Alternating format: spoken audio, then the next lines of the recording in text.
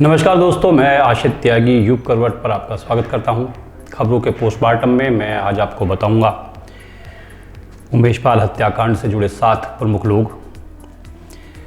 UP के लिए सुनील बंसल भाजपा के नज़र से क्या योजना बना रहे हैं, ये भी मैं आपको बताऊंगा। योगी के खाने की टेबल कर लेकर बवाल मचा हुआ है। इसके अलावा बिहार में अजब प्रेम की गजब कहानी, जहां 2 पड़ोसियों ने पत्नी ही बदल ली, आपस में पत्नियों को बदल लिया। सबसे पहले बात यूपी के प्रयागराज की। प्रयागराज में जो उमेश पाल मर्डर हुआ है, इससे पूरी यूपी में हलचल हो गई है। इस हत्याकांड में जैसे जैसे जांच आगे बढ़ रही है, वैसे वैसे रोज नए खुलासे हो रहे हैं। जिस अंदाज में इस हत्याकांड को अंजाम दिया गया, वो किसी फिल्म के एक्शन सीन से कम नहीं है। महज कुछ सेकंड में हमलावरों ने उमेश पाल को और उनके सुरक्षा कर्मियों को गोलियों से छलनी कर दिया था। इस वीडियो को देखकर लोग दहशत में आ गए।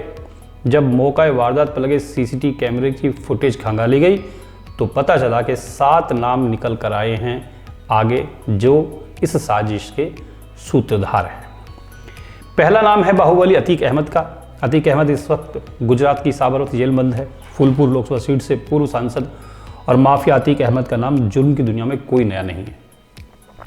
अतीक ने जरायम की दुनिया से निकलकर ही सियासत की गलियों में कदम रखा था। अतीक अहमद का नाम बसपा के दिवंगत विधायक राजू पाल की हत्या में मुख्य आरोपी के तौर पर आया था। उसी हत्याकांड का उमेश पाल गवाह था।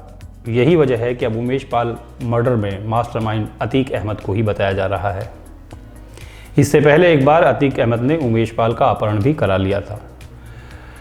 दूसरा है अशरफ अहमद। इस मामले में दूसरा अहम किरदार है। ये अतीक अहमद का छोटा भाई है। इस वक्त बरेली की जेल बंद है। आरोप है कि अतीक अहमद के कहने पर ही अशरफ ने बरेली जेल में उमेश पाल की हत्या की साजिश रची थी। बरेली जेल में अशरफ से मिलने के बाद शूटरों का नाम और प्लान तय हुआ था। इसी जेल में अतीक भी पहले रह चुका है।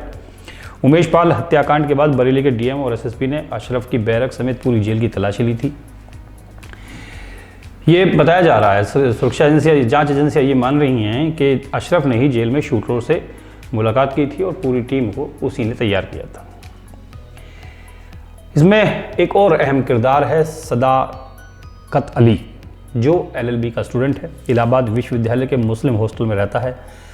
सदाकत के कमरे में ही इस घटना के जो शूटर हैं उनकी मीटिंग हुई थी। प्लानिंग की एक डिटेल यहीं तैयार हुई। सदाकत को गिरफ्तार किया जा चुका है। सूत्र कहते हैं कि पूछताछ में सदाकत ने बताया कि साबरमती जेल बंद अतीक ने उमेश पाल की हत्या की साजिश रची थी। उसके कहने पर 2 लोग बरेली जेल में बंद अशरफ से मिलने पहुंचे थे, जहां शूटर्स का नाम और हत्या का पूरा प्लान तैयार हुआ था। UPSTF ने बरेली जेल में अशरफ से मिलने वालों का ब्यौरा मांगा है। इस कड़ी में जो अगला नाम है वो है गुलाम का। छानबीन के दौरान इस मामले में एक शूटर की पहचान हुई है। उसका नाम मोहम्मद गुलाम है। ये वो शूटर है जो टोपी पहनकर पहले से उमेश पाल के घर के बाहर दुकान पर खड़ा था। वो 10 मिनट पहले से वहाँ खड़ा होकर सामान खरीदने का नाटक कर रहा था। उसे बस उमेश पाल के आने का इंतजार था। जैसे ही उमेश पाल की गाड़ी वहाँ पर रुकी, उसने फौरन दुकान से निकलकर गोली चलानी शुरू कर दी थी। 5वां जो इसमें आरोपी है उसका नाम है अरबाज। उमेश पाल मर्डर केस में शामिल अरबाज वो शख्स है जो हत्या में इस्तेमाल की गई क्रेटा गाड़ी को चला रहा था। 27 फरवरी को आरोपी अरबाज को पुलिस ने एनकाउंटर में ढेर कर दिया है। वो प्रयागराज पुलिस के हाथों मारा गया था। गुड्डू मुस्लिम इस हत्याकांड का एक और प्रमुख कारक है। ये शख्स अतीक अहमद का बहुत करीब बताया जाता है। पिछले कई सालों से अतीक के लिए काम करता है। उसका वफादार आदमी है। जब उमेश पाल को रास्ते से हटाने की साजिश की गई तो इसका नाम भी शामिल किया गया। आरोप है कि जो गोले फेंके गए थे वो इसी ने फेंके थे। 7वां जो व्यक्ति है उसका नाम साबिर है। ये अतीक की फैमिली का बहुत नज़दीकी है। साबिर अतीक की पत्नी शाइस्ता का पूर्व ड्राइवर है।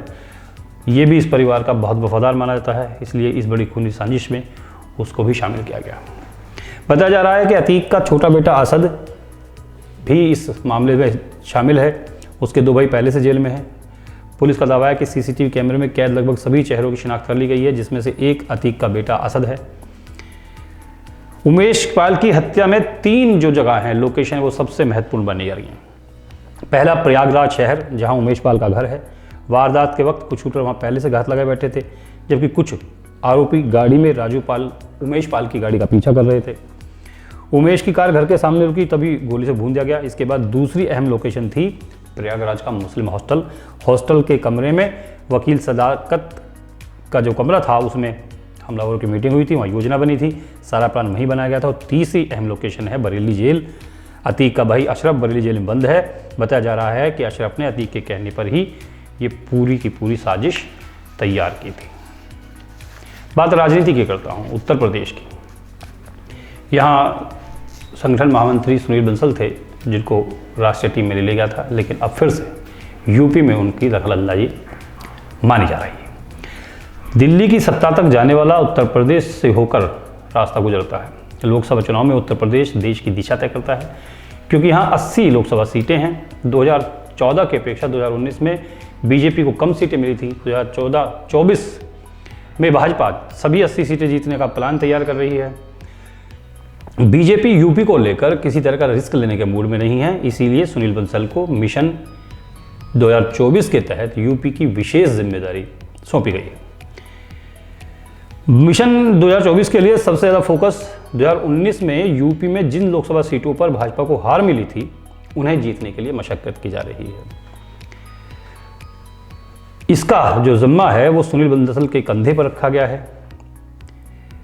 जिन सीटों पर भाजपा हारी है यूपी में, उनका प्रभार बंसल के दिशा निर्देशन में ही होगा। यहाँ 14 ऐसी सीटें हैं जहाँ भाजपा पिछले चुनाव नहीं जीत पाई थी। इनमें 14 जो सीट हैं, इनको 3-3 सीटों में बांटकर प्रभारी बनाए गए हैं। इसकी पूरी रणनीति जो है वो सुनील बंसल के हाथ में है। 2 मार्च को प्रदेश मुख्यालय में 14 सीटों जो भाजपा हारी है, जीतने के लिए पदाधिकारियों के साथ सुनील बंसल ने मीटिंग बुलाई है। लोकसभा चुनाव को लेकर संगठन की ओर से अमरपाल मौर्य को संयोजक, कलावती सिंह को और विजय शिवहरे को सह संयोजक नियुक्त किया गया है। राष्ट्रीय स्तर पर प्रभार राष्ट्रीय महामंत्री सुनील बंसल संभालेंगे। पार्टी पदाधिकारियों को प्रभारी नियुक्त करते हुए राज्य मंत्री जसवंत सिंह और मुकुट बिहारी वर्मा को भी जिम्मेदारी दी गई है। भाजपा ने पहले से 4 केंद्रीय मंत्री नरेंद्र सिंह तोमर, अश्विनी वैष्णव, जितेंद्र सिंह और अन्नपूर्णा देवी को अलग अलग सीटों का प्रभार बना दिया है। 2014 के लोकसभा चुनाव में भाजपा गठबंधन ने यूपी की 80 में से 73 सीटें जीती थी। बीजेपी 71 और अनुप्रिया पटेल की अपना दल ने 2 सीटें जीती थी। 19 के चुनाव में सपा बसपा आरएलडी गठबंधन चलते बीजेपी का समीकरण गड़बड़ा गया था। उसे 80 में से 64 सीटें मिली थीं।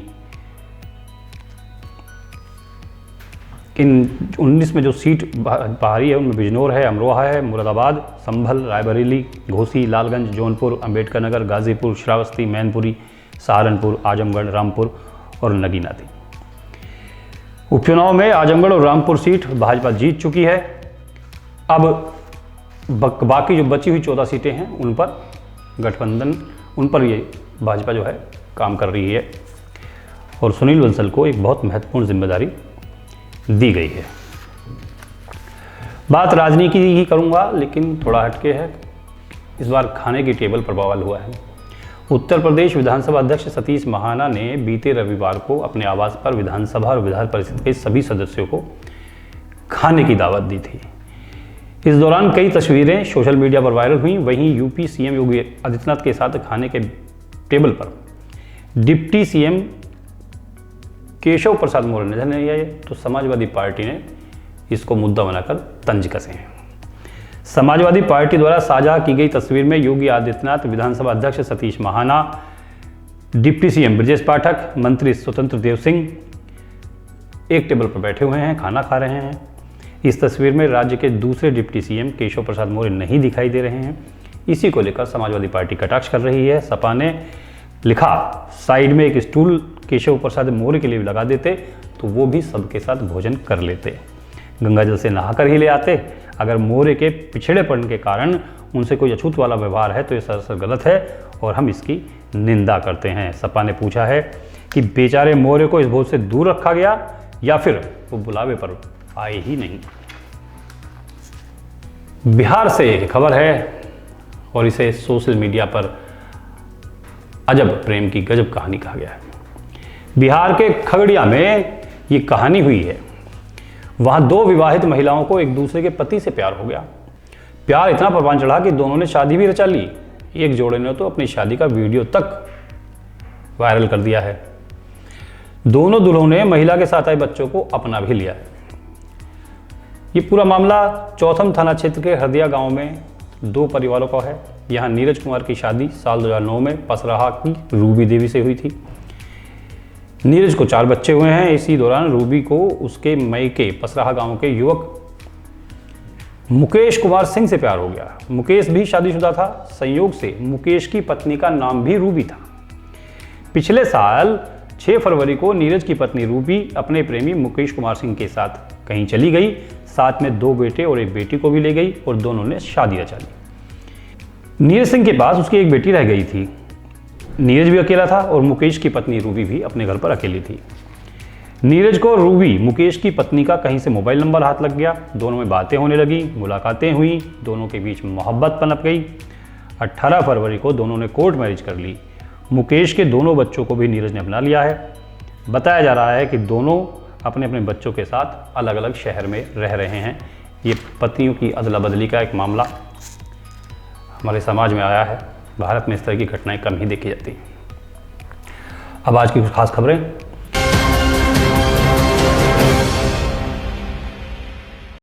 प्रयागराज में हुए उमेशपाल हत्याकांड के मामले में 2 नए मामले सामने आए हैं। एक तो अतीक अहमद के बेटे असद पर पुलिस ने 50,000 का इनाम घोषित कर दिया है और दूसरा इसमें सदाकत के बाद LLB के एक और छात्र की गिरफ्तारी की गई है। किसान यूनियन के कार्यकर्ताओं ने दुहाई टोल पर कब्जा कर लिया। इन लोगों ने यहां जोरदार नारेबाजी करके प्रदर्शन किया। यूनियन का आरोप है कि किसानों से यहां टोल लिया जाता है, जो गलत है।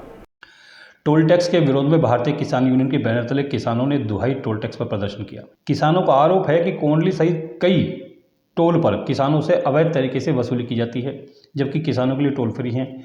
इस मामले में किसान पहले भी आला अधिकारियों से शिकायत कर चुके हैं, लेकिन टोल कर्मी यहां से गुजरने वाले किसानों के वाहनों को परेशान करते हैं और बिना टोल लिए वाहनों को नहीं जाने देते।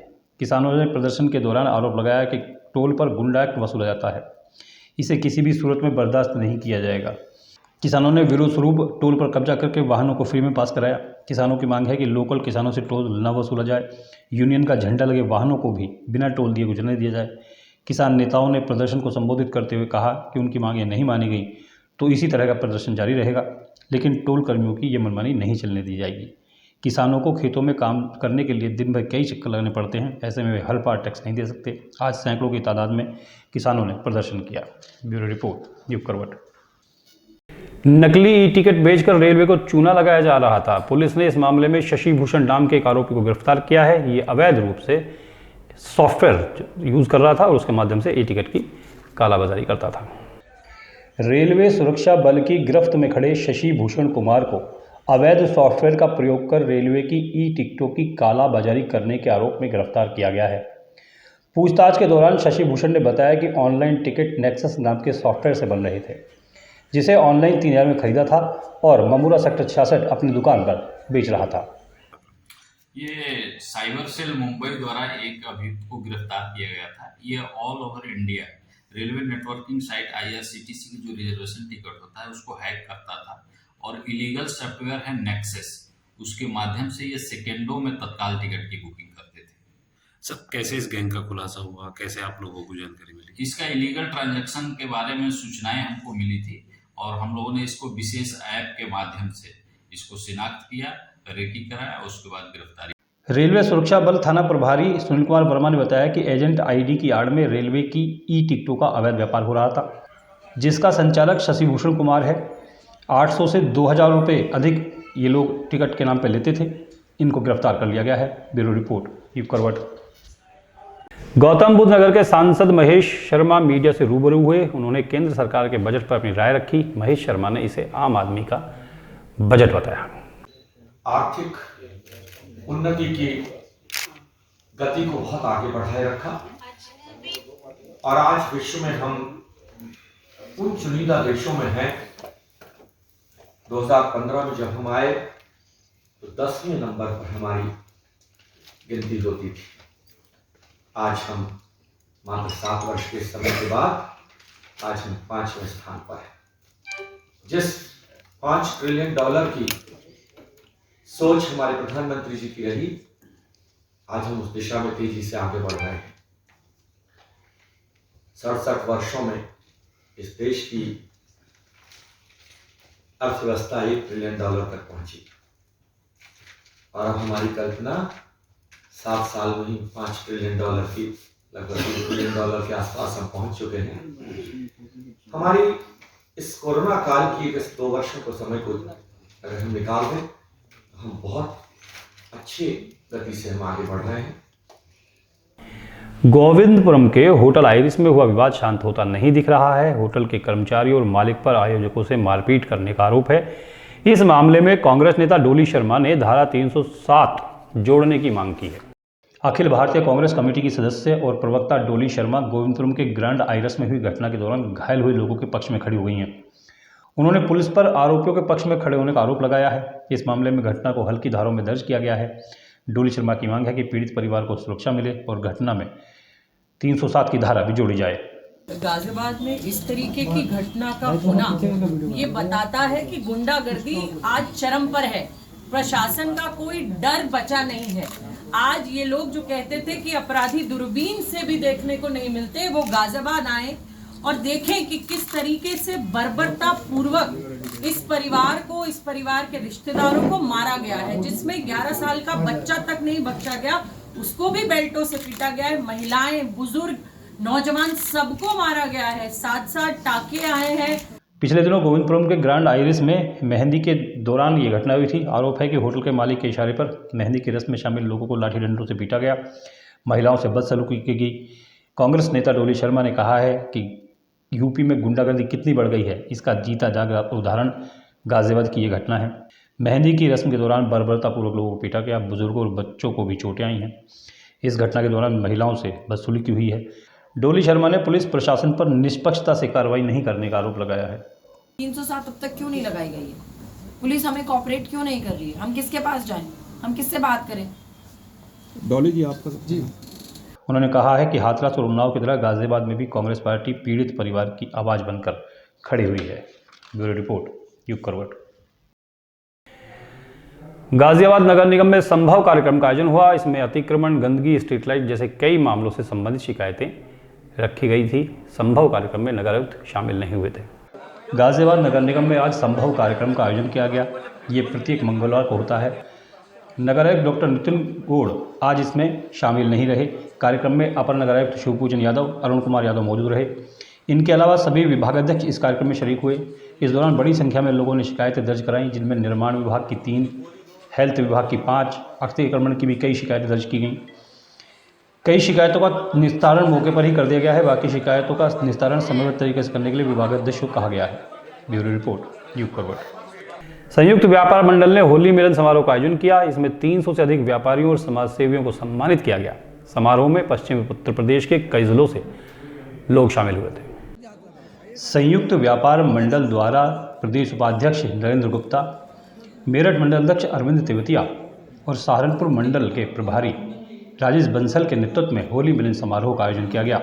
समारोह की शुरुआत राष्ट्रीय महामंत्री उत्तर प्रदेश प्रभारी राघवेंद्र सिंह चंदेल और प्रदेश अध्यक्ष रमेश श्रीवास्तव, प्रमोद जैन, समाजसेवी बी.के. शर्मा हनुमान ने दीप जलाकर किया। कार्यक्रम की अध्यक्षता सुरेश चौधरी और राजेश बंसल ने किया। संचालन डॉक्टर जयप्रकाश मिश्रा ने किया।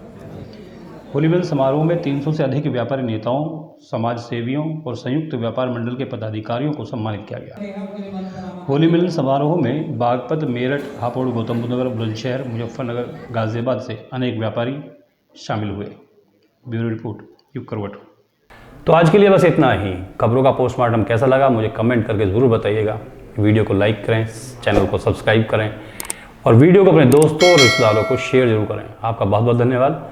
नमस्कार।